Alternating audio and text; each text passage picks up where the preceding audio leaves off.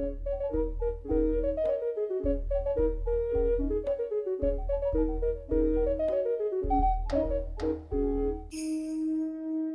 day to you, ladies and gentlemen, and welcome to one of the best podcasts you'll ever listen to in your life, Impressions in Motion. I am one half of the host today, Kurt, aka the Hypersonic 55, and I'm glad that you decided to join us for one of the wonderful episodes that we do. And I have a partner, and his name is... What's your name again? I didn't know. I forgot it as well. The energy is too much. Oh man, I mean, the sun is sapping away my energy, so I have to, elevate things by 20%. I thought you liked the sun though. I like the sun on occasions, but without a breeze, the sun's no good to me. What do you like then? Because I know you hate the snow. Yes. You're not a fan of the rain. The sun is kind of a drag. What is your favourite weather? Wind. I like some wind. You like a hurricane. I mean, this is what my ideal day looks like. Sun. Not too strong, but not too light. Decent. You gotta have a breeze. Light, but not too windy. That's my ideal kind of day. I don't mind a rainy day, as long as it's not raining too hard, because it's going to get me all damp. Yeah, that sounds like a drab day. I know you're just all about your weird rainy days and, the cold winter season. That ain't my jam at all. Yeah, I'm a big fan of the winter. I love some snow and some rain. The sun, I just think, I don't know, it drains me. As soon as it's hot, I'm like, I don't want to do anything. I can understand just think that. When people talk about good weather, they're almost always referring to warm weather. But for me, it's just not good. I mean, I don't love warm weather. I mean, warm weather's nice occasionally, sporadically. I don't demand it is it continuously for the rest of my days. I just like to be, at a decent temperature. I don't like to be too warm, and I don't like to be too cold. Cold, I'll lose the feeling in my fingers. Too hot, and I'll end up passing out. No thanks. A medium in between, like the nerd said in that video, in the bullshit video. I can understand that. I just really don't get it though, because it was really hot here the other day, and that was like the busiest day of the year so far. I guess it was a bank holiday at the same time, so I guess that helps. I remember that. But I was at work. as soon as the sun comes out, and then everybody's pouring out their front doors, you open your window and you're attacked by the sound of 15 lawnmowers. People are outside painting their houses, they're underneath their cars, going here, there, and everywhere. I don't know how they have the energy for it. As soon as it's warm, I'm like, I just need to lie down and get some ice on me. I mean, these are the kind of days that when I was still in school were ideal for playing video games. I never cared to be outside. I mean, unless I had friends to play with outside, I was always just there playing on my GameCube, probably. I remember many a summer I lost to, was it my GameCube playing, I don't know, Smash Brothers or Fantasy Star Online in the summer weather, and people just like, oh yeah, how'd you spend your summer vacation? Playing video games, yeah. Time well spent then. By the way, ladies and gentlemen, this is Chris. Don't know if he said his name yet. Well, if they've been listening at all, then they probably know who I am. If this is their first episode, then hello, I'm Chris. I feel like at one point you're gonna have to introduce yourself. When someone asks you who your name is, you'll be like, you know who I am, and I'll just be like, they do. Jeez. You'll have to do it at some point, maybe at episode 50. If somebody asks me who my name is, great English there. Shut up, man. You know exactly what I mean. It's kind of hard to go about and describe a quote when you're not doing it verbatim. No, I'm teasing. Yeah, this podcast off to a disastrous start. I feel like I'm the Titanic and we're already sinking. It's not that bad. Oh, Jesus. All right. In today's episode number 9, we're almost at number 10. Ooh. We are going to be chatting, as usual, about all the kinds of movies we've been watching recently, including some big blockbusters that we missed out on since our last episodes a little while ago, including Ready Player One, Isle of Dogs, the Avengers. So I'm sure Curtis has a lot to say about those, especially. And then we're going to move into our kind of topic. We're going to be discussing our best, worst, most immersive, and most disappointing cinema experiences. So that'll be episode number 9, and then it will end, and we'll say goodbye.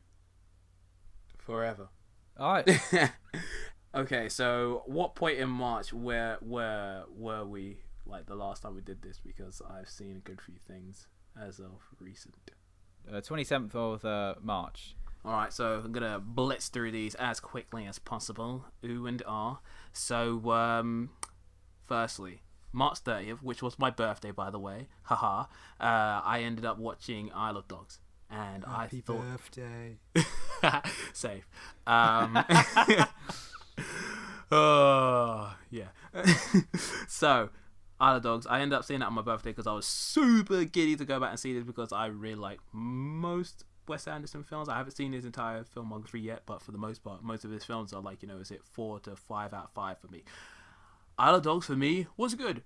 From a visual standpoint, it was brilliant. The style of animation was really good. The puppet work and the attention to detail was really good, but the story itself was not nearly as engaging as I thought it'd be. I thought the voice cast was really solid. The film had me engaged for I think maybe the first 40 or so minutes, but afterwards it sort of petered out. There's loads of people that seem to love this film, and I'm happy for Wes Anderson's success, but I feel like it's not as impressive as Fantastic Mr. Fox's previous effort.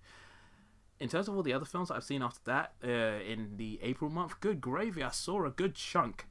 But I'm going to try and brief this out. There's this documentary called Cartel Land that I decided to rewatch for the first time in about, I think, maybe 2-3 years.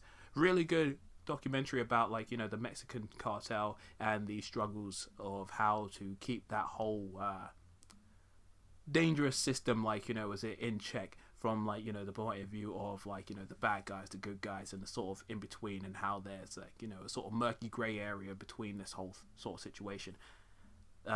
Haywire, a film that I've been meaning to watch for many, many years. I remember seeing the trailer for it in the cinema, and I was really excited to see it, but I just never got around to it. But it's been on my watch list for many years, as I said before. But I thought it was good, not bad, some interesting stuff. Ready Player One, I like that film. It was just a lot of fun.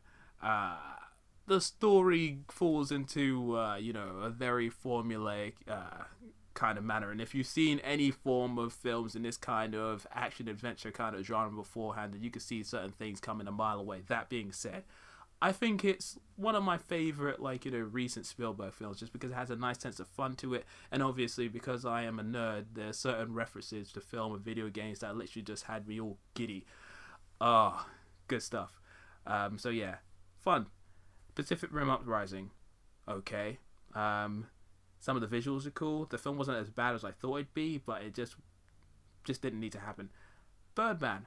After I saw that, after all the hype I'd heard about the film being the second coming of Christ or something, I ended up seeing it, and I thought it was good. I thought the performances were really stellar. The film techniques that were implemented in that film were unexpected for me because I didn't know that was actually a thing, but it was good. Just not as good as I thought it'd be. I saw A Quiet Place in the cinema, and I thought that was a really effective film.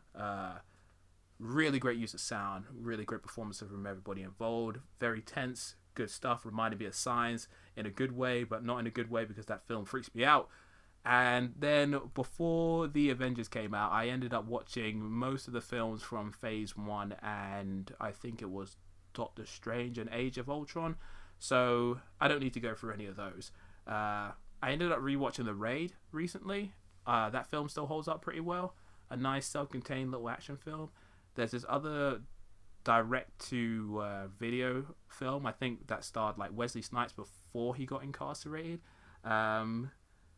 which came out later in his career, I think around the time he was still in jail, something along the lines. Anyway, it's called The Gallows Walkers. It's this weird sort of, I guess, fantasy western horror kind of thing, but it's all sorts of awful. I also saw True Lies for the first time, and I thought that film was pretty good. Not as epic as I expected, considering how many people hyped the film up, but still pretty good. Robin Hood, Men in Tights. I heard a lot about that film. Ended up pretty funny, but not as funny as some of the other Mel Brooks films I've seen. And Avengers: Infinity War. What can I say? I am one of the biggest fans of the MCU. Period. I remember watching all of these films in the cinema, and for the most part, loving the majority of them. I thought Infinity War was damn good, really fun, really bold, striking material for the stuff they was able to do with it, and the amount of cast that they had, and the story that they had to try and do. It's amazing that the film was put together in the way in which it was, and it stuck. Really funny, great action moments. You know, if you're a fan of this material, it has some great surprises, some great like emotional payoff, and like, you know, just nice references. Good stuff.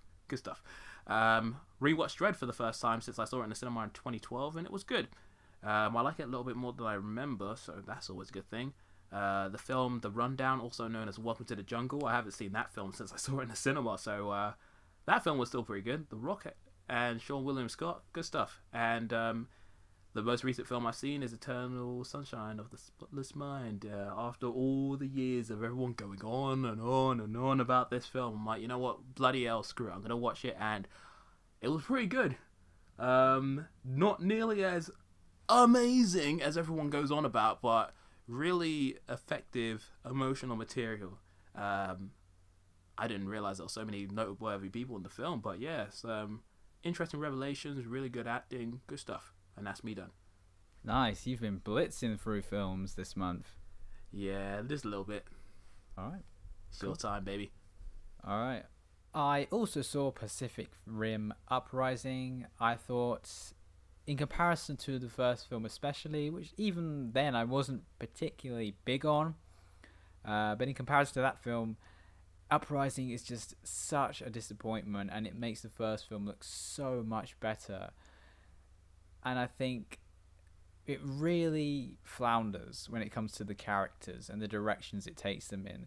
The new cast are just not as engaging as the old cast, and the old characters that are brought back, I just think, are not handled in a very particularly good ways. I think it goes against a lot of their characterization in the first film, and there's a bit I want to mention specifically, but it's a bit spoiler territory. But I'll just say I'm not a fan of how they handled the old characters in Uprising, and the new characters just didn't really cut it for me. So yeah, it's just a kind of, you know, a cheesy action spectacle rather than anything more. I think the first film was a lot more on the nose. It knew what it was, it had fun with what it was, but at the same time it knew when to be serious and how to be serious. And the second one is just a bit all over the place, just didn't really do it for me. I also saw A Quiet Place. I thought it was very decent, not as good as some of the hype I've seen, but all in all, a great film. And I really liked the opening sequence, and it reminded me of It in that way, because for A Quiet Place and It, I hadn't even watched a trailer for either film. I hadn't heard anything about them really. I think the only thing I heard about Quiet Place was I watched the interview with the two main cast members on Graham Norton, and that's how I found out about the film. I didn't watch any trailers, didn't read any reviews, and it was similar to It. I just heard good word of mouth before I went to see that, so I didn't really know how intense they were going to be. But the first sequences in both films really kind of grab your attention and say to you straight away, this is that kind of movie. I was not expecting what happens in those movies at the very beginning to happen. I mean, it's very kind of like wow moment, you know. So it gripped me right from the beginning. I think it had a very good conclusion as well. All in all, a very good film. I saw a South Korean film called More Than Blue. It's kind of a, you know, sappy, sentimental kind of romance film from South Korea. There is quite a lot of them from there. But this is kind of on a lower scale, I would say. It's about a terminally ill man who loves this woman, but he kind of has to push her away because obviously he believes that they're not going to have a happy ending together because, you know, of his illness. So he kind of reluctantly sets her up with another man. And I thought it was good at expressing, you know, the kind of complications of love and, you know, the pain that it takes you to kind of keep these things inside. You know, all the things you want to express, you just kind of want to, you know, say to somebody I love you, or your feelings, you want to kind of spill them out, but you can't, and you keep them reserved inside. I thought it was good at kind of displaying that inner anguish, but at the same time, it just did not maintain that kind of polished sort of feel that it began with. It just fell apart come the end, and there were certain characters whose inclusion was a bit kind of dubious to me. I'm not really sure why they're there. They had a very kind of strange feeling towards the film. It doesn't really make sense. I'm not going to go into spoilers, but yeah, it just was not as polished as it could have been. And I think it reminded me of another film called Christmas in August, also from South Korea. And this is also about a terminally ill man who is reluctant to get into a relationship due to his illness. But I just think it's displayed, that sort of plot is displayed with much greater finesse and a greater degree of delicacy and, just coherency than More Than Blue. So I would definitely recommend Christmas in August over More Than Blue. And Christmas in August is, in fact, one of my favourite South Korean films. I thought it's so well done. So More Than Blue, nah. Christmas in August, definitely recommend. I also saw Ready Player One and Isle of Dogs. I share much of the same sentiment that you expressed on those, so I won't really add anything more. I saw Birdshot, which is a film from the Philippines, actually. First Filipino film I've actually seen. And it sets a really good precedent because it was such an engaging and moving film. It's essentially a coming-of-age story about a young sort of farm girl. She lives with her father. I think her mother died during childbirth, it was. And her father's basically the curator of the land, and they live next to a sort of a sanctuary where there's a protected species of eagle. And the farm girl, it's just her and her father. So her father's teaching her how to be self-sufficient. He's teaching her how to hunt.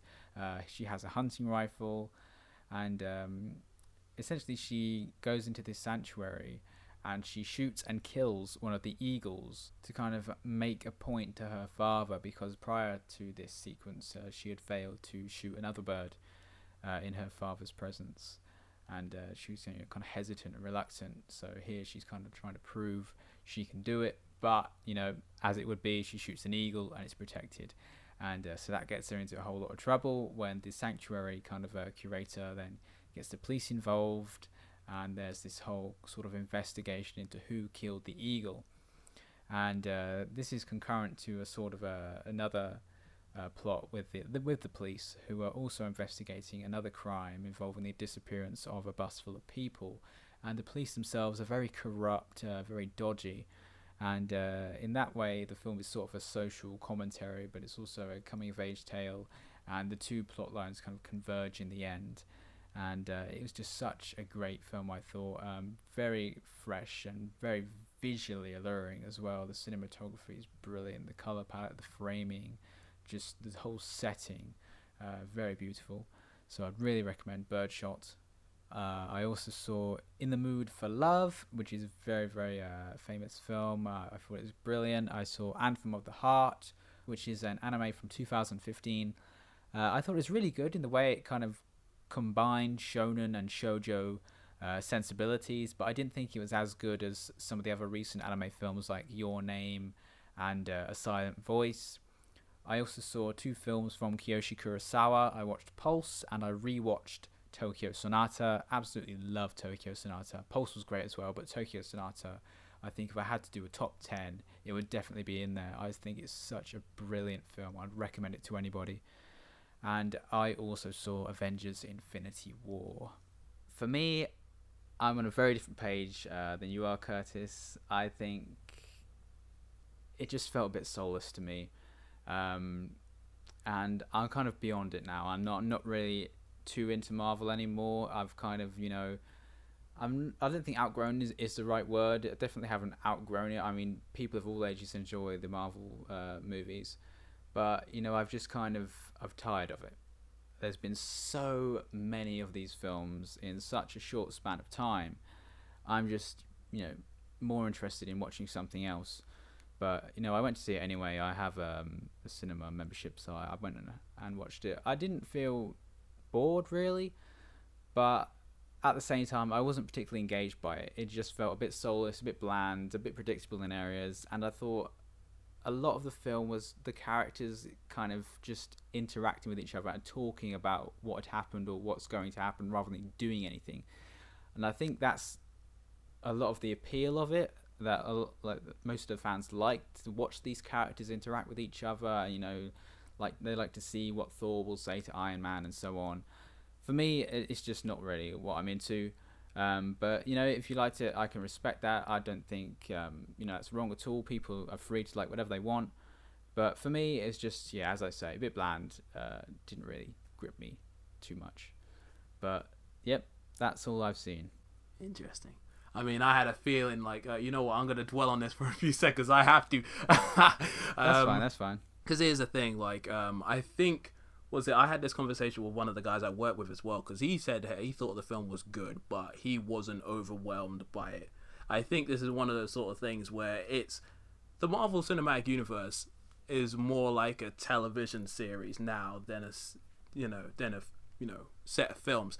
It's interwoven in a way where you can't jump into any of these films without having seen everything that goes on beforehand, knowing every intricate detail about certain characters, plots, unique items that will, come into play later on or before.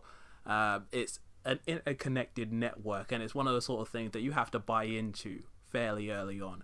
And I think in some ways, the best and worst thing that happens to Marvel is that they ended up making more than 2 films a year, because when it started becoming 3, I, as a fan of not only the source material but these films, I love this kind of stuff, so I can let it wash over me, and as long as the films aren't bad, I can keep jumping into it. But then at the same time, for those who aren't aren't invested in the universe as much as I am, or certain other fans, it can become tiresome, because for everything that Marvel does differently, in terms of the change of characters, locations, some visual and audio based, changes, there is a formula that is very, very easy to recognize. Regardless of how many variations that Marvel put to it, there is a Marvel formula. And if you're not down with that kind of thing, then yeah, I mean, it can become tiresome, boring, or is it predictable? And I think Marvel are in a place right now where they can only change so much, because they have a brand and a formula that works. So why rock the boat when it makes you so much money? So yeah, I mean, for me, being invested in this world as much as I am, I've seen a good chunk of these films, was it anywhere between 2 to 5 times in the cinema, because I'm that kind of nutcase. Infinity War just did everything I wanted it to do in a lot of ways. There were some variations here and there in terms of the stuff I expected, but I just thought it was really fun. But at the same time, I can understand, is it from your perspective, and a good number of other people I've seen online as well, who just said oh yeah, it's just not for me. I'm over the MCU. I want some variation and difference. So it's all good, man. It's all good in the hood. I'm not one of the sort of people that's going to fight you online about saying, okay, here's the thing. If you say that you don't like the film, but you give me a crap reason as to why you don't like it, I might just say, you're an idiot. Explain your reasons in a logical manner. But if you have an articulate way of explaining yourself, which doesn't seem like, bullcrap, essentially, then yeah, do what you gotta do, baby. See, that's another aspect of it. I think Marvel have really landed on a very bankable and kind of genius formula, really. They make these huge blockbuster films which appeal to the masses, but at the same time, they also appeal to, kind of the more niche comic book audience. I mean, that after credit sequence, I'm not going to explain anything about it, so don't worry about spoilers. Yeah. But I had no idea what that meant. When I was young, I didn't read comics. I've never been a comic book reader. I've not been really that much of a fan of superheroes. Yeah. I mean, I like some superhero video games, and every now and then, I'd pick up a Spider-Man comic, and I'd read through that when I was on holiday or something. To read in the car or whatever. But I would never go out my way and buy comics, so I don't have any of this knowledge that so many others do. But I think it's kind of wonderful how Marvel still put that in the film for those relatively small number of audience, really, in comparison to everyone who goes to see this movie. Yeah. You know, I think it's good that they're able to cater to pretty much everybody in that way. But for me, since I don't have that kind of background with Marvel, you know, obviously I know who Marvel are, I know the superheroes' names, I know their powers and stuff. That's kind of knowledge you kind of gather as you grow up. You know, you see these superheroes on TV or whatever, but I don't have any knowledge beyond that very much. Yeah. So for me, it just doesn't really appeal to me in that respect. And I know there is a lot of people like me that still go to watch these movies and don't really have a lot of knowledge of Marvel. But in that respect, again, they might have seen the whole horde of movies that have come before. For me, I still haven't seen Age of Ultron. I haven't seen the second Captain America film. I think there's also something else I'm missing. I'm sure there's another one. I did look this up actually the other week. I think there's 3 movies that I haven't seen, and they appear to be very crucial films. Ant-Man, Doctor Strange. No, I saw Ant-Man. I actually really liked Ant-Man, and I saw Doctor Strange. But I was disappointed Ant-Man wasn't in Infinity War actually. Oh, but spoilers. Well, that's not really a spoiler. I mean, I had to say it. Okay, so let's see. But let me just finish this before we go on to another tangent. But what I'm basically getting is that for me, I don't have this kind of, you know, affinity with Marvel. I don't really have any background with Marvel. And then I'm missing some of the movies. And then I've been kind of inundated with the ones I have seen. So I'm kind of a bit tired of it. It's just all these little things adding up to this Infinity War. And I'm just like, you know, now I'm ready for something a bit different. But I do see why people enjoy it. I mean, it is a spectacle. It's a really kind of action-packed film which converges all these characters that everybody loves into one scenario. And I definitely see the appeal.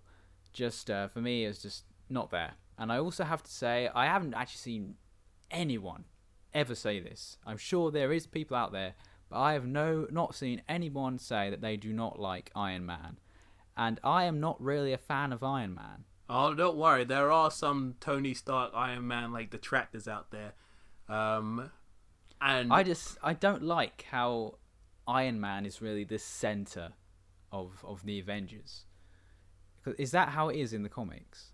Not really. I mean, Captain America is sort of like the main leader, but there's also the fact that it's more of a, you know, team dynamic than anything else, because everybody has like, but I think there's more superpowered individuals in the team as well. But I think just because obviously Robert Downey Jr., he's that sort of linchpin that sort of started this whole universe, and I think the problem is I liked Iron Man 1. I thought it was good.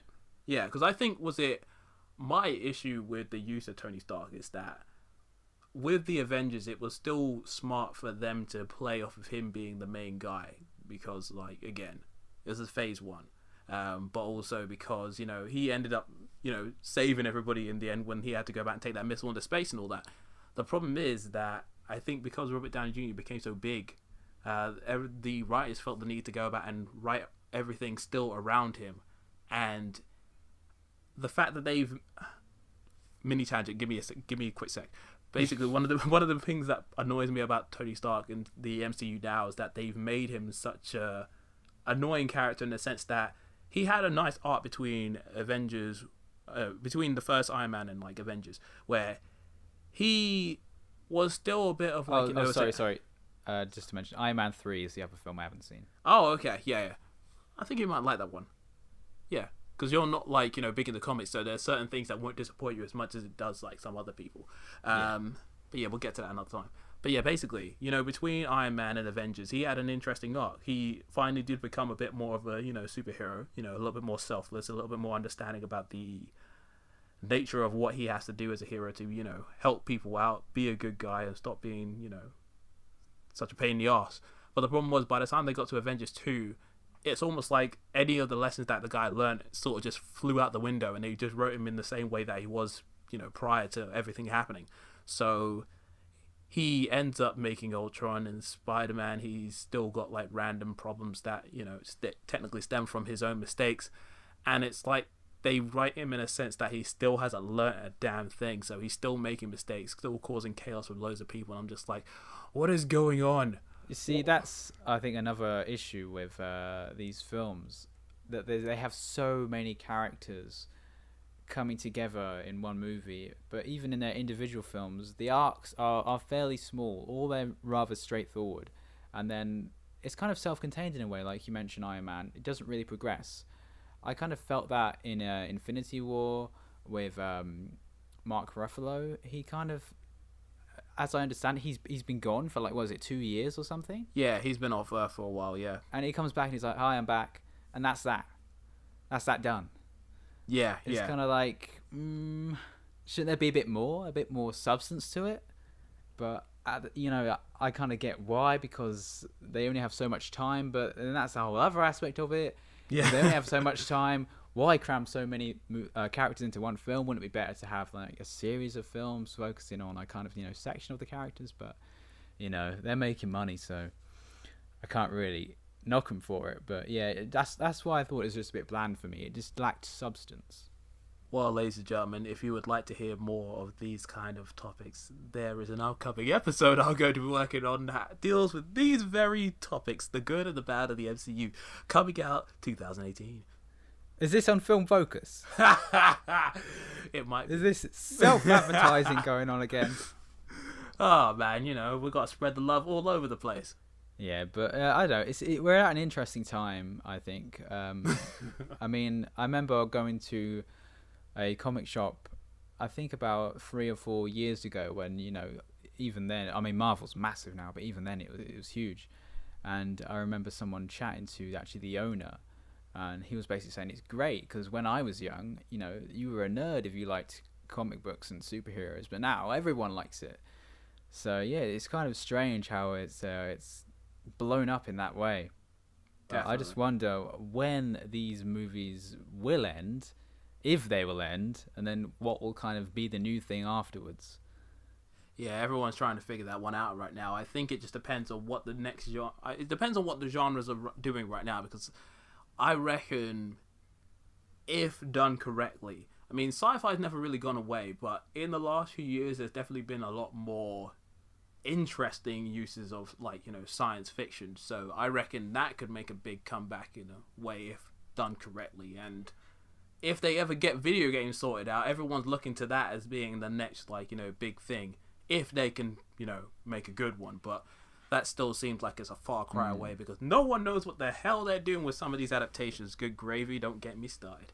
All it takes is one film, though. I mean, Marvel had the first Iron Man, and that was, kind of... I don't know if it was really an unexpected success, but Iron Man then, I remember when they announced that and they made that, nobody outside of, kind of the comic book fringe really knew that much about Iron Man. But it served as a really good, starting point to then build up this franchise and then go on to the Avengers, and then Avengers 2, Avengers 3. And now we're here, and everyone knows Iron Man. I mean, there's little kids got Iron Man costumes for Halloween, and you just see Iron Man merchandise all over the place. So it's crazy how much they built up this kind of, character. But then that's also yet another aspect of it, which is the sales, the merchandise, the kind of corporate aspect of the Marvel movies. Yeah. Which is probably another reason they tried to cram as many characters into one film. But one other thing I'd like to say about Iron Man is... Yes. His suit kind of annoys me now. I liked Iron Man 1, where firstly he built that suit to break out of the imprisonment, and then he kind of improved it and decided he was going to fight for kind of like justice, get rid of all his weapons, only use them for to protect people. Oh yeah. I liked that. It was self-contained. It was great. But then every movie, it seems his suit becomes more and more and more. And in Infinity War, it seemed like some of the stuff he was doing is just borderline magic. Okay. So this is where it starts to get complicated, because yes, I've always been a fan of the more mechanical suits. My favorite suits of Iron Man are all within the first phase. So the suitcase armor from Iron Man 2, the phase, the Mark 3, the classic red and gold one that he gets when he goes to Gold Mirror and starts beating people up for the first time. That suit still makes me happy. And obviously in Avengers, when he goes about and has that weird armor that he, I think it's the Mark 7 that he uses when Loki throws him out the window. that armor's pretty damn cool as well. But the problem is with the improvement of CGI at the same time, the problem is Robert Downey Jr. stopped wearing, I think, was it the suits, I think in early phase 2, or I think maybe at the end of Avengers. So now they literally just keep his head and CGI the rest of the whole thing on, and it looks so fake in certain sequences where you can see it's just his head on top of the CG stuff. But the problem is now that the suits have adapted to certain levels of technology. The one in the Infinity War uses nanotechnology, so that's why it forms over him in the same sort of way that Black Panther does. But the problem is that, yes, without the proper scientific know-how or showing how he actually made it, it does just come across as like some next level, what the shag is this? It's not even science anymore. But technically speaking, if you know the source material, then you know that he's actually been able to do this kind of stuff in the comics. So it's more just adapting what's already in existence. But I understand exactly what you mean by that. I just felt the need to say it. Yeah, that's another thing. I kind of feel on the fence about it, really, because on one hand, it's a Marvel film. They're superheroes. I'm not supposed to take it, literally. It's not supposed to take it that seriously. But on the other hand, Tony Stark is a human character. He has to work within the realm of science. It's set largely, I believe, within the modern day, if not a little bit further into the future. And just some of the stuff he's doing is insane. I was just watching it. I remember watching it in the cinema. I was like, what the hell was that? I was like, Doctor Strange couldn't even do that. But, we're going to get into nitpick territory here, so I won't really go there. But, I understand people like this movie. That's fair enough. They definitely have an appeal, just not for me. All right. Shall we move on to the next topic? Yes, we can do. All right. So you came up with this brilliant idea, and I want to hear yours first, because I only know of some of the film experiences that you've had, and I'd want to know if some of them are, not involving me, because I've shared like many film experiences with you beforehand, but I want to know about these cinema-based experiences that could potentially be without me. I want to know if you have any interesting stories to tell, my friend. They're actually all without you, apart from 2. Oh, that's great! I can't wait, mate. But no, I think the best if we take turns. So right, for the listener right now, we're gonna talk about our cinema experiences. Films we've gone to see and have really either enjoyed or hated, or it's kind of welled up a particular emotion or memory within us. So as I mentioned at the beginning, we've got most memorable, worst, most immersive, and most disappointing. So perhaps we should begin in that order with our most memorable cinema experiences. Is that good with you? Yeah, that's fine.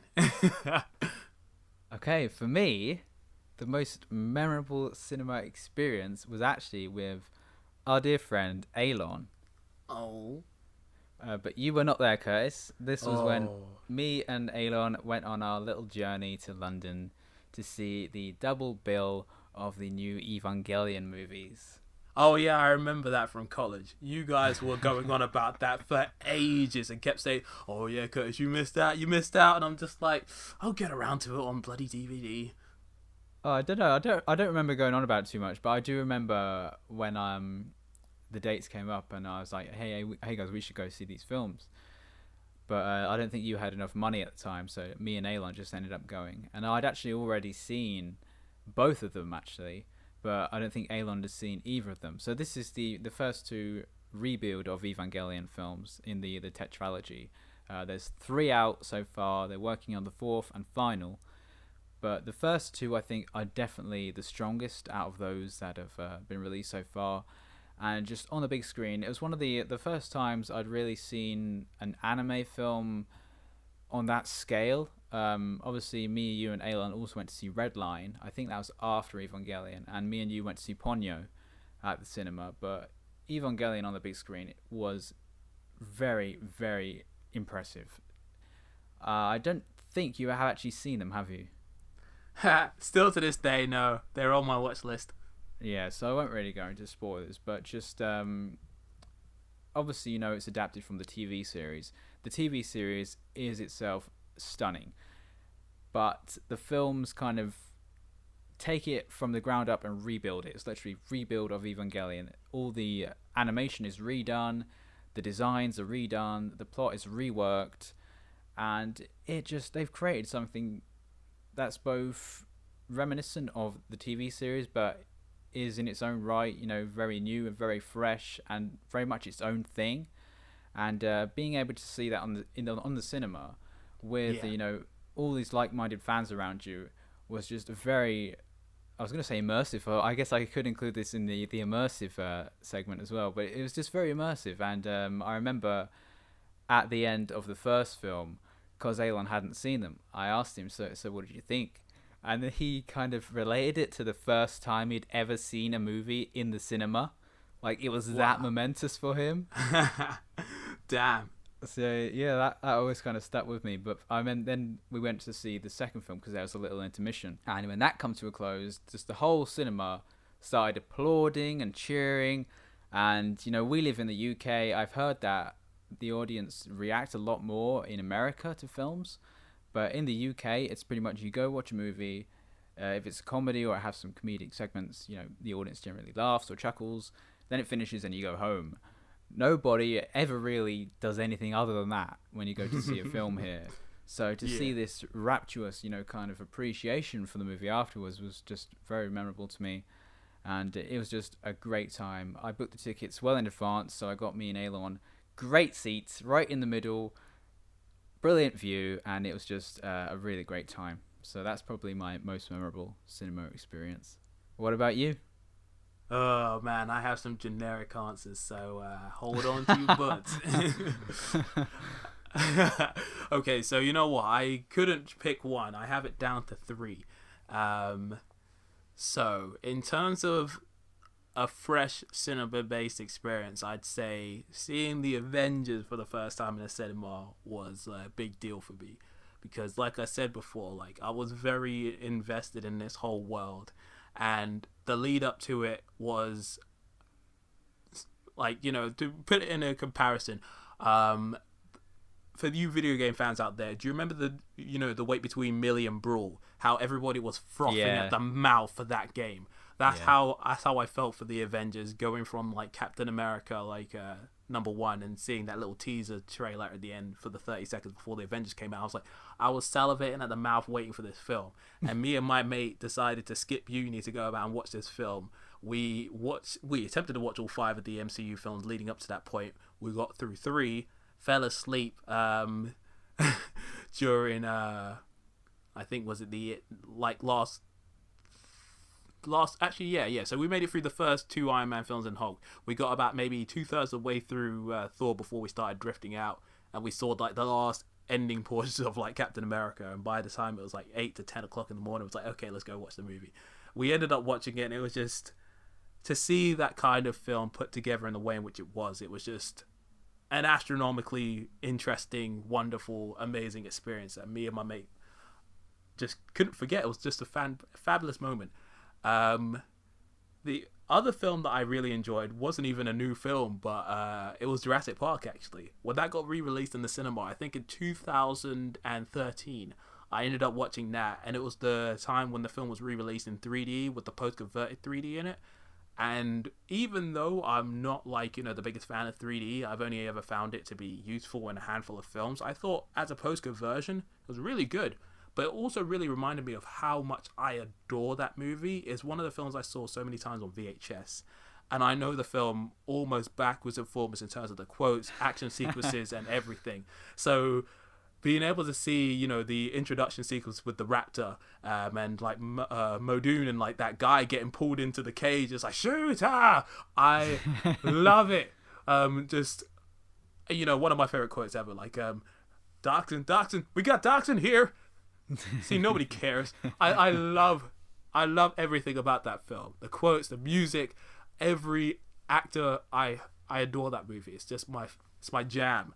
And the one other film I wanted to mention was Toy Story 3. I like Toy Story 1. I have a bigger affinity for Toy Story 2 just because I had it on VHS, so I ended up seeing it a lot more times. But Toy Story 3, I had pretty high expectations for, but I didn't expect it to be executed in the way in which it was. That film was wonderful. I never expected to feel so many emotions, but the way in which they handle certain characters, the passing of time, and just so many effective moments. I have only ever cried in a handful of films. And Toy Story, the 3 times I saw it in the cinema, Toy Story 3, I shed tears at the same point every time at the end of the movie when Andy is basically giving his toys away to that little girl. I am a puddle of mess. Ugh. So yeah, those would be probably my favourite, most memorable cinema experiences. Nice. I did actually have a kind of inkling that you would mention Toy Story 3. I know you really do adore that film. I think I was looking at your 5-star films on Letterboxd the other week, and Toy Story 3 was one of them. I know you've only got a very few. Yeah. So you must really love that movie. I know, and I haven't seen it for a while, but I know that every time I think about it, I still have that same sort of like feeling in my soul, man. So it's good stuff. All right, do you want to move on to the worst ones now? Do you want me to go first? Please. Okay, I have one main experience, and this was with you. Oh, I think I know which one it is. It'll be interesting, actually. What do you think it is? Oh, okay. You know what? It's only because it's the one that is most visceral in my mind is the time we went to see Iron Man 2. Yep, that's the one. Yes! That is it. And I wonder if that actually is why I didn't bother going to see Iron Man 3 afterwards. But yeah, Iron Man 2 was such an irritating experience because of that child. He was a prick. Me and you, at that point in time, I was still enjoying Marvel. I liked Iron Man 1. I was very eager to go see Iron Man 2 with you. We got in, sat down. Pretty decent seats off to the left a little bit. Yeah. And then this, I can't remember if it was a whole family or just a mother and her child. I think it was a family. I'm not too sure. I do just remember that the mum was right behind us and she did nothing. Yeah, I know the mum sat behind us with her child, but I do remember some others coming in later on, so I don't know if they were going to meet up or what. But yeah, the mother and her child sat directly behind us. And, fair enough, that's fine. Little bit later on, I'll be mentioning some other people who sat behind us. And, that's cool. You can sit where you want as long as you're not going to be a pain. But this child was just such a little runt, man. Like, as soon as the film started, he was screaming, running around the cinema, moving the seats up and down, where they've got them flappy seats that the seats go up when you're not sitting on them and you can pull them down. He's just banging them, running around like it was a playground. And the mother, this whole time, did not do anything. She just sat there. And you know how it is with us British, nobody says anything. We just sit there and give people dirty looks, which is our fault. But this child, they were directly behind me. Yeah. And every time the child came back to the mother, it would kick the back of my seat and it would just screaming in my ear. I was just thinking, why? What is the point? The child was like, 4 or 5? So fair enough, he doesn't know any better. But it begs the question, why bring a child that young to go see Iron Man 2? I don't understand the logic either. I just don't get it. And they completely ruined the film for me. They were there, I think, for at least 45 minutes, I'd say. Long enough for it to ruin, a good chunk of the film experience. Because after a while, you're not paying attention to the film anymore, or you're trying to do both. With this stupid kid kicking a chair and running up and down the... I hate that child. I think somebody must have made a complaint in the end, because some people from the cinema did actually come in, and then there was a big group kind of down where the entrance was, and that's where the mother and child kind of disappeared, I remember. But yeah, they left halfway through the film and never came back, so they came just to interrupt everybody and then left. But... Yeah. I know, you should know better. If I had a child, I wouldn't, that young, I wouldn't take him to see, a prime time, Iron Man 2 showing. They have specific slots, family slots for people to bring young children. So, it ruined the film for me. I couldn't believe it. It's the first time that someone has disrupted a viewing to that degree. It's one of those horror stories you read about. But yeah, now every time I see a young child come into the cinema, I get like PTSD. Oh, that's so extreme. But the second one I was going to mention was actually Interstellar, which was, it was fine. It was a fine time at the cinema. You mean I liked Interstellar. I didn't think it was great. I didn't think it lived up to the hype at all. But it was a fine film, and I was enjoying myself watching it. The ending did leave me a bit sour, and that was kind of bolstered by these children that came in. I suppose they were like chavvy kids. They were like 14, 15 years old. They'd obviously just finished watching their film, and before leaving the cinema, they'd come into a different screen. And they waltzed in. There was like 4 or 5 of them. They went right to the back. This was like the last 15 minutes of Interstellar. And they got out one of those laser pointers and started shining it at the screen. And I was just thinking, are you serious?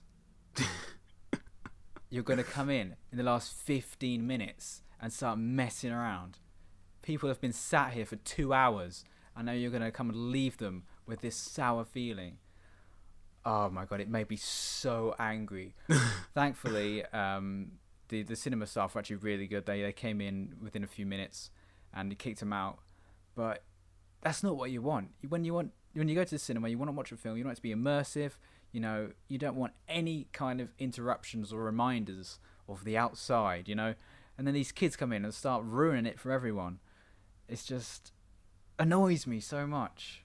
So those are my 2 worst experiences. Iron Man 2 definitely more so than Interstellar.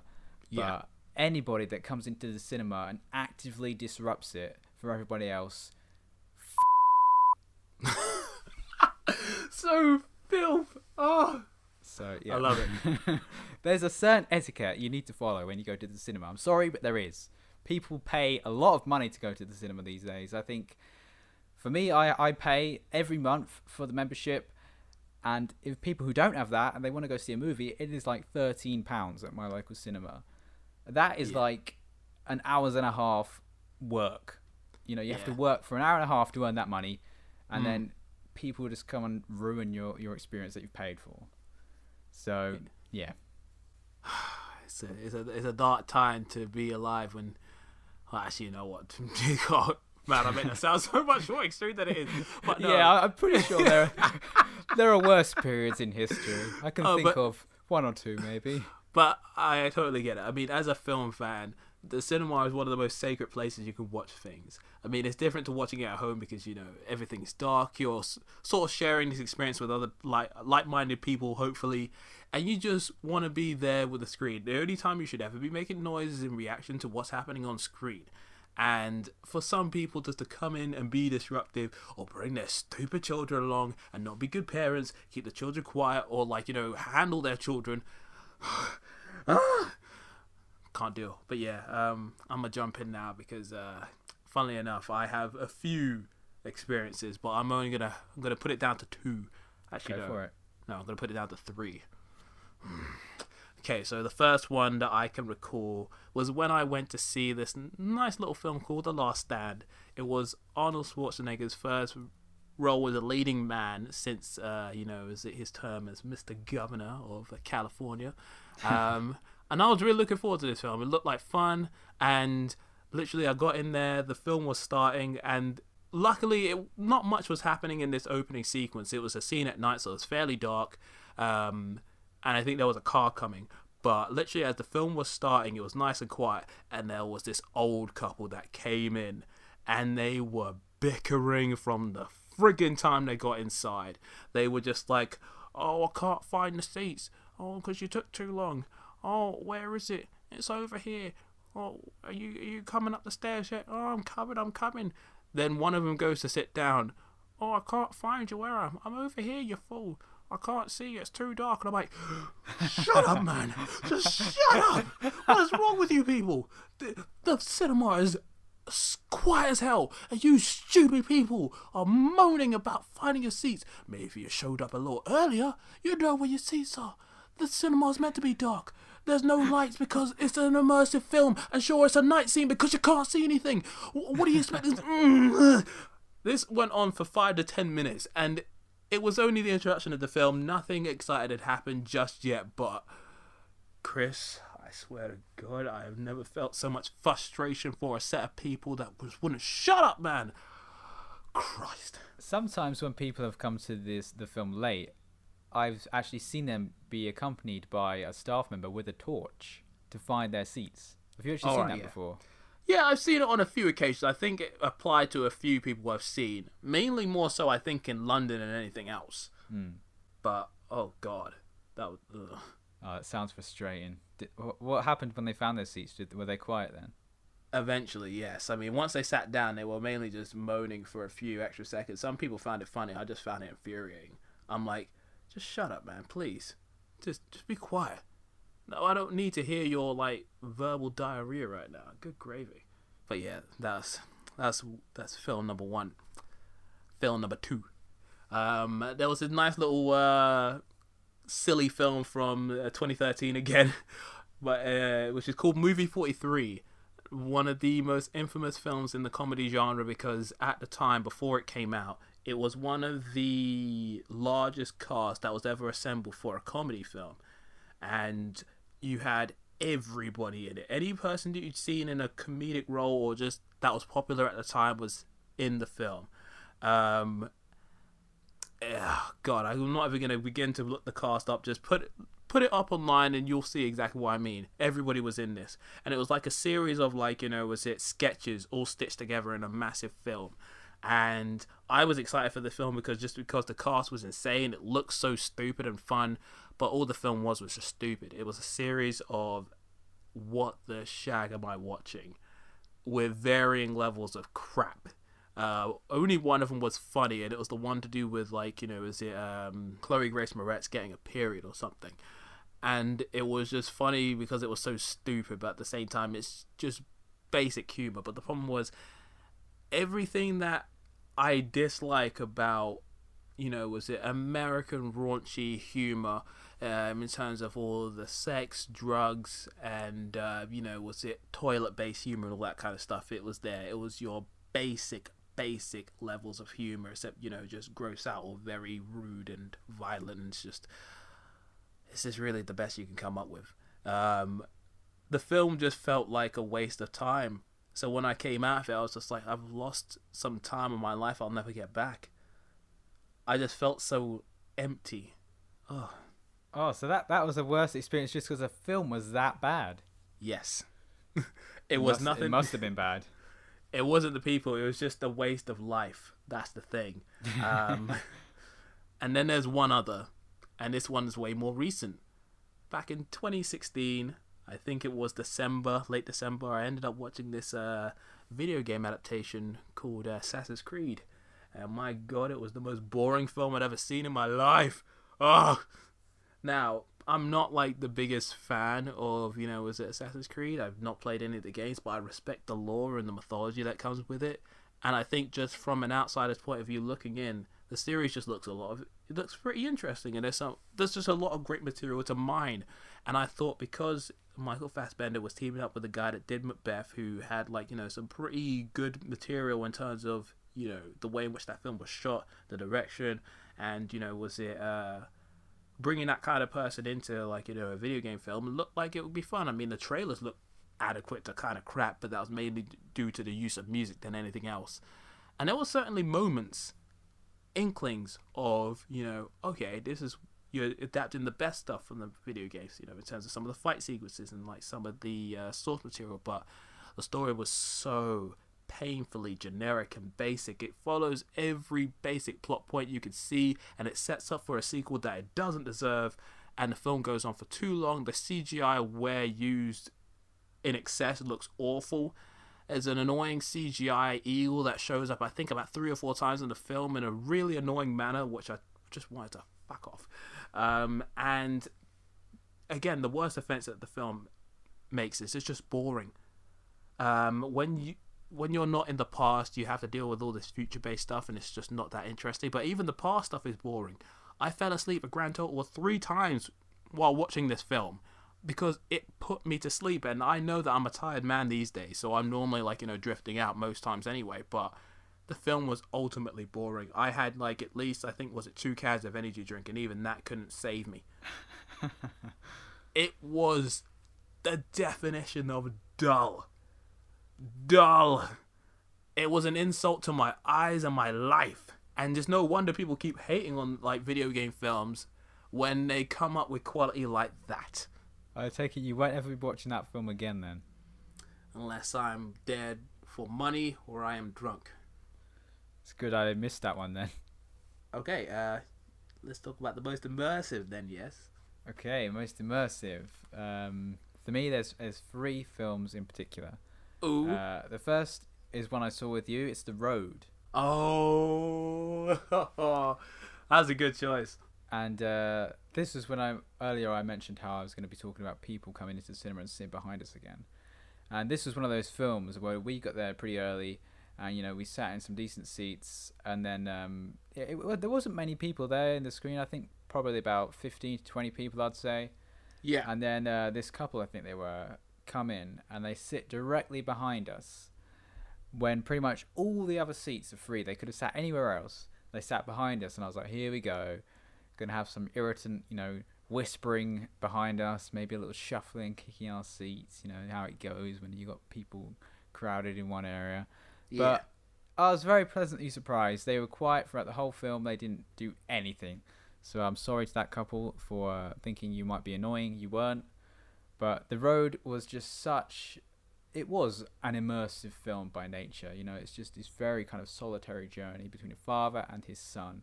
And just the way it was told, the way it was set up, the way it explored its themes was just entirely gripping to me. As soon as it began, I was absorbed, and I was absorbed all the way up until the end. It was just one of those films. And that's why it's one of the most immersive for me. It would be interesting. Did you kind of feel that way as well? You know what? Yeah, I remember watching that with you in the cinema, and I remember it being a very intense experience, because I don't know how many sort of films set in a post-apocalyptic setting I'd ever seen before that, but I just remember the experience just being fairly intense. Very, what's the word I'm looking for? Down. It's not a very pleasant movie. But I remember it just being, a very interesting and intense experience. And I definitely really liked the film. I mean, I bought it on DVD, as soon as I had the money to get it. Although, funnily enough, I've not actually seen the film since I saw it back in 2009. I need to rewatch it. But I do remember liking it. But it's been a while. It's one of Vigo's best, I think. It's just such a great performance. And the amount of quotes we got from that one, bloody hell. Yeah, we kept grabbing quotes from that for a long time afterwards. Yeah. Alright, the second film on my most immersive is actually Tintin. Oh. And this was released at a time when I was in uni. I went to uni in London, so there was a lot of nice cinemas around the area. And I had a very long break in between my lectures. I had a couple in the morning, and then I had a couple in the evening. So I had pretty much the whole lunchtime. I had about 3 hours spare, I think, maybe 3.5. So what I'd do is I'd go and see a film in between. And it just happened to be this time I went to see Tintin. And this was around the period where I started going to watch movies by myself. Like, before, I'd always gone with friends, or I'd gone with you and Alon. And I'd never really kind of gone to the cinema by myself. I always kind of thought of it before then as a kind of, it's strange that people think of it as a kind of social experience, because when you go to the cinema and you're watching a film, you don't really talk to anyone, but still it's this kind of, activity you do with friends, generally.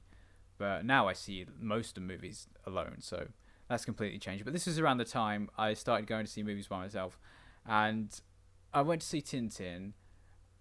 I was familiar with Tintin, probably more familiar than I was with many of the superheroes, actually, because I had some of the Tintin books growing up.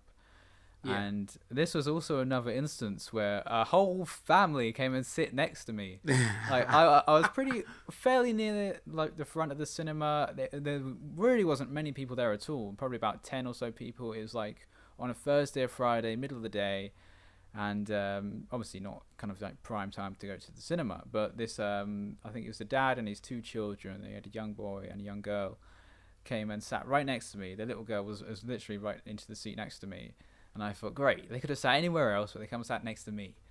I thought it was going to be annoying and noisy, you know, my PTSD's kicking in. But actually, they were so well behaved, and they were really great throughout the whole film, and they clearly really enjoyed it. So I'm glad they got a good experience. But like The Road, I think it's not really anything like The Road, but similar to how The Road was immersive through just, you know, the sheer nature of the film and the way it was told, Tintin was also immersive in that way to me. It was just such an adventurous and fun film that, you know, when I sat down, I was totally ready to kind of, you know, forget about uni, just kind of sit down and watch a good, fun film, and Tintin was precisely that. And it's also a film, I think it doesn't let up at all. It doesn't have any downtime. It's always going, has a great pace, and it was just a really good time at the cinema for me. And lastly, another film on the most immersive list for me is Gone Girl. And Gone Girl good choice. Was incredibly gripping and immersive for me because I had not seen any trailers or had not read any information about it at all. All I'd heard about Gone Girl was that it was good. I'd known it was gotten a lot of praise, and people were saying, you know, it's worth going to see. So went to see Gone Girl, didn't know anything about it, and just completely absorbed. Brilliant story, just in every way a stunning film. So those are the most immersive for me. Oh, mate, because you mentioned that, it caused me to rethink about one of my choices, and I've literally just made a quick change, which I think is a much better choice. So I have 4. Well, I'll try to be as brief as possible. Right. Firstly, we're going back to the year 2001 with The Lord of the Rings, Fellowship of the Ring. I remember being 11 watching this in the cinema and just being like, there is nothing like this I've ever seen in my life. On this sense of scale, this kind of adventure, I have never been so lost in a world like that. You know, because I'd seen films in the cinema before, like, you know, Godzilla, The Matrix, and like some other films of, you know, big budget natures, but nothing like this with... I love that bit. But yeah, just Lord of the Rings was just something else. Just the sense of scope, the visual material, the battles, the fear that I felt, especially when, like, you know, was it Frodo and the gang are running away from, like, you know, was it the we call those guys, oh no, was it Ringwraiths? Ringwraith, yeah. Yeah, those guys are creepy ass motherfuckers, man. And that was scary. I didn't like that at all. When I was 11, I was like, "God, get away, Frodo! Get away! Jump on the boat! Get away, you!" But also, just because it was such an immersive experience at like nearly 3 hours, and then when it ended how it did, I was just like, "Where's the rest of the movie? This is where it ends. What is this?" I was like, "Is that it?" I was talking to my dad. I was like, "Where's the rest of the movie?" So obviously, I wasn't really aware at the time because I didn't follow films back then as I did as when I became a teenager. But to find out that there was still another 2 installments afterwards, it was just like I'd been on this massive journey and it just wasn't even over yet. I was like, "Damn." Can I just chime in with my experience? Yeah. You see, I love The Lord of the Rings, as you know, and The Fellowship of the Ring is one of my favourite films ever. And it's my favourite film from the Lord of the Rings franchise. But it's the only one I didn't actually see in the cinema. Oh. I first saw The Fellowship of the Ring in France, actually. I was on holiday, and it had recently come out on VHS, I think, and my auntie brought it along. And my other auntie lives in France, so we were in her house. And, you know, one evening we watched The Lord of the Rings on this little small box TV, you know, like a whole family around. Yeah. And it was brilliant. I would have been like 10 or 11 at the time as well. And I just remember thinking, oh my God, this is great. And I remember when it finished, my cousin remarked that it was kind of stupid the way it ended. Yeah. And I didn't say anything to her, but in my mind I was just thinking, what are you talking about? That was brilliant. It was like the first time I got kind of irritated that somebody had a different opinion than me on a film. Yeah. But it was really immersive for me as well. But obviously I didn't see it in the cinema. But yeah, that was a great time. Nice. the second one is actually a film I saw with you, and I think Lon was there as well. Good old District 9. I'd never seen a film done in a sort of documentary style like that, and I don't know if I had any major expectations about what the film was like prior to going into it. I just thought it was a very interesting film, great setting, unusual characters, and the majority of the cast, I don't think I even knew who the hell any of them were, so I think it just made it even more interesting. And just seeing the journey of this one guy who's so funny and strange and wonderful, and then things just start to get dark and creepy and unnatural, and by the end of it, just the journey that he's gone on, and he just becomes this thing with all the interesting technology and the sci-fi setting and the way it's just incorporated. It felt so down to earth and realistic and gritty, and I hate to use some of those terms because they're thrown about far too often in, like, you know, the filmosphere, but it was just such a random and enjoyable experience. I'd never been taken back by a film in that kind of way before, so I was like, yeah, it's really good. Nice. Yeah, District 9 was a really good time. I really loved that as well. The next one is from 2014, I believe. Nightcrawler. Yeah, I like that. I had to put that one on there. The Jake Gyllenhaal Nightcrawler. Yes. Oh, you're lucky. I didn't get to see that in the cinema. I remember seeing it advertised, but I never got to see it. I wish I had. Yeah, I remember seeing the trailers for this, and I was like, oh, okay, I need to be in on this. So I went to see that, and my goodness, what an experience in the cinema that was. I was enthralled. I have never just been so just taken back by a character and his ambition and desire and just horrible choices in life to do what he does just to go about and be successful. The way in which that story progresses from point A to point B as certain things become, you know, as the stakes become bigger and the stories and situations become, you know, more and more questionable, and, you know, the morals and ethics of, like, some of the choices that some of these characters are making, mainly the main character, just become more and more unnerving and just bad. And there was this one scene where Jake Gyllenhaal is talking to Rene Russo, and it is the most chilling, awkward, and just what the hell kind of conversation. And then after the film ends, well, actually, when you see the film end in the way in which it does, and it's just like, what the hell did I just watch? It was brilliant, but I'm just like, this is wrong. This is so wrong. Oh, I love the ending. That was a film for me as well, really immersive. I think I watched it. I wasn't really feeling very well, so you know, I had it on my laptop. I went to lie down, and, you know, just kind of watch a film and kind of forget about how ill I was feeling. And Yeah. Thankfully, Nightcrawler did actually do that. It immersed me so much that I forgot about my stomachache. So That's good, man. But Jake Gyllenhaal, he is one of those, you know, I think most gripping actors. A lot of his roles and a lot of the movies he's in are really kind of immersive, like Nightcrawler, Prisoners, Enemy, Donnie Darko as well. Yeah. Oh. So yeah, I think he's just one of those actors. Okay, cool. And the final one is actually from last year, Blade Runner 2049. Ooh. Mainly because, again, we went through this when we did the first episode, which you can listen to on SoundCloud. Or YouTube. Yeah, or YouTube, yes. Sorry, I need to, you know, promote both. But seriously, as a person who wasn't really, like, the biggest fan of the original Blade Runner, who appreciated it for what it was, but just didn't really love it, I expected a lot because of, like, Denis Villeneuve's, like, track record as a director.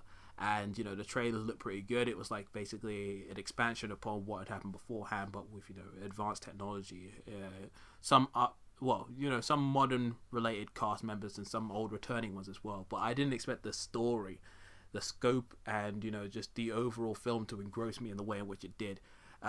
Loads of people complained about the runtime of this film, and like The Wolf of Wall Street, I felt it went by pretty quickly. I had no problem with the runtime. I was invested in the story, its characters, and the revelation that, like, you know, happened and certain things that went on. And by the end of it, I was just like, this film ended up being just so much more than I ever could have expected. It took me to a world. I was in it. I felt it. I was intrigued, confused, sad, overwhelmed with all sorts of random emotions, and just it was just such a good time. I had a good time with this one, man. Can't see me, but I'm nodding my head. Yeah, Those are some good nice. choices. So yeah, that's the most immersive one. So now we move on to the actually not the penultimate, because that would have been the last one. So yeah, the last one, the most disappointing. Most disappointing. Okay, I only have one film for most disappointing. Sweet. I'm a bit ambivalent towards it. I think if I watched it again now, I'd maybe have a new appreciation for it. Yes. But at the time when I went to see it, it was disappointing in that it wasn't what I was expecting. Yeah. It's the Neon Demon from what's he called? Nicholas Winding Refn. I think that's how you say his name. He did Drive, and was it Only God Forgives? Did he do that as well? That's the film, the other one. That's the one people are very on the fence about. I've seen some people say that film is absolutely astounding, and a lot of people that just think it's trash. But I haven't actually seen it, but I would like to watch it. Me too. But I really love Drive, and when I saw the Neon Demon advertised, it just looks so stunning to me. Just the whole style of it, and all the neon imagery. It's just highly stylized, and obviously Nicholas Winding Refn, he's all about kind of atmosphere and style.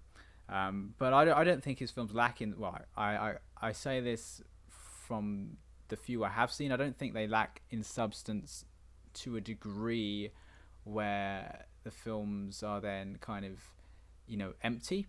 I think definitely they have enough story, and I think I've seen a lot of people say the Neon Demon didn't have much substance, but I think it definitely had. It was there for me, but it just was a different film to what I thought it would be. Especially coming from the trailers, I thought it's kind of like it was basically Drive, but set within kind of the fashion modeling industry. Yeah, but it was more of a kind of horror, and I just didn't expect that from it, and it was actually quite grotesque in areas. Some sequences were really quite disgusting. And it actually reminded me of a film from 2014, I think, called Starry Eyes, which is a little bit similar. And I actually really disliked Starry Eyes. I'm not a big fan of body horror at all. And unlike the Neon Demon, it just didn't have a lot going for it. I think although the Neon Demon is pretty grotesque, and if you're not into that, it can be really off-putting. But at least the Neon Demon has some really stellar performances. It has a brilliant soundtrack, and obviously the style is on point. It has some great cinematography, and just the aesthetic is wonderful to look at. It's marvelous to look at. So I definitely liked Neon Demon a lot more than Starry Eyes, and I do love it in ways. I think there are certain sequences in the Neon Demon which are just brilliant, and so I would like to give it another go. And it will be interesting to see if my thoughts have changed at all. But yeah, it was just disappointing the first time in that it was completely different from what I was expecting. Oh, okay. Cool. I have a number of films that would fall into the disappointing category because you could call me simple because I enjoy a lot of different things. So if I see a trailer that looks like it might be my jam, I'll be like, yo, I'm down for that. And I'll ultimately come out thinking, oh yeah, this could be anywhere between, really great, decent, average, or just, poor. I've ended up falling into the poor trap a few too many times. And even some of the films I mentioned previously, like Movie 43 or like, Assassin's Creed, could fall into this category as well. I could even put like films like Hansel and Gretel Witch Hunters and Jack the Giant Slayer. Good gravy, those films piss me off. But if we were to be very specific, I'm going to put it down to two films. The first comes from 2012, and it's the first Pixar film that ever actively annoyed and disappointed me. And we are talking about Brave. I saw the trailers for this. I was super excited, especially once Kelly MacDonald was like cast as Merida, because like I was watching her in Boardwalk Empire at the time, so I was just like, oh, I love that woman. She's going to be the voice of the the princess in this new film. I'm giddy. And the trailers looked like so much fun. And for the first half of that film, I loved it. It was great. Merida's just this like, headstrong, really talented girl that can't do, warrior-based stuff because she's a princess and her mom won't allow her to do anything. And, she's defying her mother. Everything's going great. The film is ascending in the typical Pixar manner, but I mean that in a great way. Everything's in that sort of upper echelon of like, Pixar greatness. And then the film takes a left turn right in the middle when it turns into a stupid kids movie. And it's awful. Awful. Basically, it's the bit where, the mother and her little brothers get turned into bears, and it's just a totally different movie. Tonally, it shifts, and it just doesn't have that same Pixar magic. It feels like just the worst kind of basic Disney kind of film. I don't know, it was just a left turn that I just didn't like, and it just ruined the film for me. I was just... If you had sat next to me, you just see this, like, crossed on, like, kind of guy, just like, this just isn't for me. What the hell are you thinking, Pixar? And another film, I think I saw this one with you as well. We're going back to 2009 with X-Men Origins Wolverine. I was absurdly hyped for this film. You don't even know, because, okay, X-Men 3 had come out, and everyone had sort of come to terms with the fact that film kind of sucked ass. But the trailers for the new film look really fun. And obviously, me, you, and Elon had quoted the hell out of that film to the highest degree, to the point where it was just pure jokes. Anytime I saw that trailer in the cinema, I was just there. I can't even say it because it's making me laugh. Oh, putting together a special team with special purposes. Join me and you will have your revenge. Oh. I know who you are, Gambit. Oh god, yep. That brings back all those memories. Oh, and even now, I've seen the film more times than I care to count. I think I've seen the film now, maybe 4 times. Maybe 5. Sometimes for like, rewatching purposes, but also just because I like to torture myself. The last time I rewatched it, I think, was before the Wolverine had come out. The 2013 film. And the film actively pisses me off because Wolverine, even though he's like one of the most overhyped, like, comic book characters now, he still has one of the most interesting backstories. And I feel like in, X-Men 1 and 2, they laid the foundation of that in those interesting flashback sequences in a very visceral and, intense kind of way. So I was like, oh yeah, well, they've laid the groundwork for this. It could look really cool in a film. And, just realizing what kind of life Wolverine would have before he became, the mutant that we all know and love and that kind of stuff. It would be interesting, but this backstory was just the most painfully basic, boring, and even the fight scenes aren't fight scenes, they're skirmishes. At least the hand-to-hand combat stuff was skirmishes. The wire work is awful, the CGI is questionable to really crappy, and they ruined one of the best characters in comics, which I can't stand now because he's been overhyped to hell. We're talking about good old Wade Wilson, aka Deadpool. Before Deadpool was the beloved character that everyone loves now in pop culture, he was a character that everyone loved in comic books, and we were looking forward to seeing what kind of thing he was, seeing how he'd be adapted. And Ryan Reynolds, in his Wade Wilson was it portion of the film, he was great. He had the right sort of like, comedic sensibilities. He was even wearing clothes that was like similar to Deadpool. But then when they introduced that thing that looked like Baraka from bloody Mortal Kombat with the bloody claws in his arms, the blades in his arms, and he stitched his mouth together and he could teleport for some reason, it was completely idiotic. It was stupid. Was it Liev Schreiber? Is that how you say his name? He's a great actor, but he wasn't utilized to his best of his abilities. I mean, he was a better bloody Sabretooth than that guy in X-Men, but my gosh, they wasted him. This film annoys me with the lack of logic and its continuity to the rest of the films in the X-Men series. It's just so awful. Calm down, take your pills. Yeah, I need to take my medication.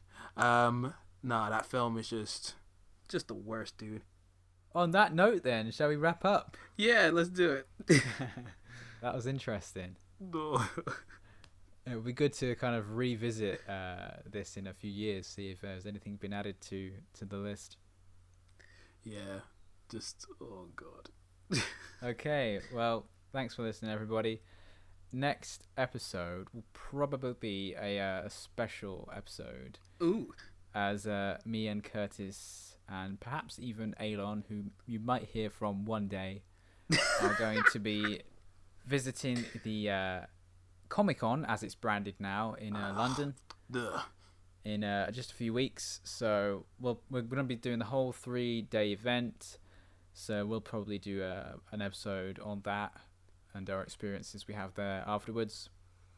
And so that'll be episode 10. Quite fitting. Oh yeah, episode 10 for the 10-year anniversary. Woo! MCM London Expo. That's what it's really called. They don't call it as a stupid Comic-Con bullcrap. You see, I've said this before, but when you actually search MCM now, some people just call it MCM. I think Alon just calls it MCM. But when you search MCM onto Google, the first thing that comes up now is MCM Comic-Con, which doesn't really make sense because when it was MCM Expo, the MCM stood for Movies, Comics and Media. So it was the Movies, Comics and Media Expo. But now it's the Movies, Comics and Media Comic-Con. It just doesn't really make sense. Why is comic in there twice?